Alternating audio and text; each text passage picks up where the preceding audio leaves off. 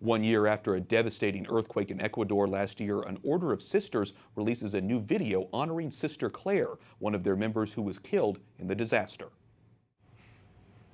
Sister Kristen Gardner is with that order, the Servant Sisters of the Home of the Mother, and was friends with Sister Clare.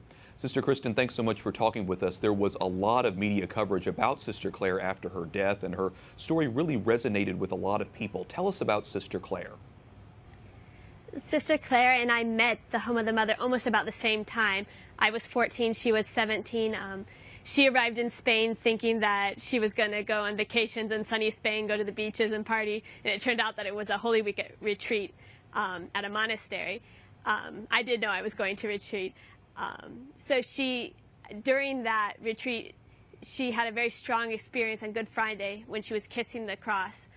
She felt that her sins had caused Jesus to be on that cross, and that the only way that she could repair that damage was to give her life to God. So that sort of began a process. She had already been a television presenter on several channels, Nickelodeon, Channel 4 in England. She had a small part in a movie. Her dream was to go to Hollywood, become famous and rich.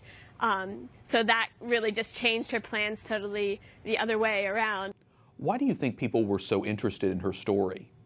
I think that people were very interested in her story above all because everyone is looking for happiness, and one of her special gifts is joy, and it really, her joy just radiates from her face. So seeing a sister who's young and so happy, it really opens a question mark, and people are like, why is she so happy? So reading her story kind of, I think, answers that question and that search for happiness, and shows the answer that only God can give true happiness. And you've heard people who converted to Catholicism after learning about Sister Clare. Tell us about that. Well, the stories that I know most are more people who kind of fallen away from their faith, aren't living it so intensely. There's two particular cases of people who knew Sister Clare in life and who, on the day of her death, before they knew she even died, all of a sudden received a grace to be able to completely change their life or realize that they needed to change. And they're like, all of a sudden, like, why did I receive that grace all of a sudden? And then when they heard about Sister Clare's death, like, oh my gosh, that must have been Sister Clare who was giving me this this little bit of help to change. Or there's been several cases of people who have written us who, after reading her story, have had a moment of grace where they saw that they had to change, they had to do something. I mean, we're receiving emails every day with people telling us examples of stories like this.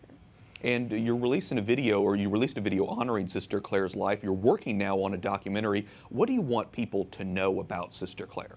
The title of the video is going to be All or Nothing, and this is very characteristic of Sister Clare, that when you give something to God, you have to give him your all. You can't just keep half of it back and like live a mediocre life. We're called to be saints, and everyone is called to live holiness to the full. So I think that's the message we want to transmit with this video.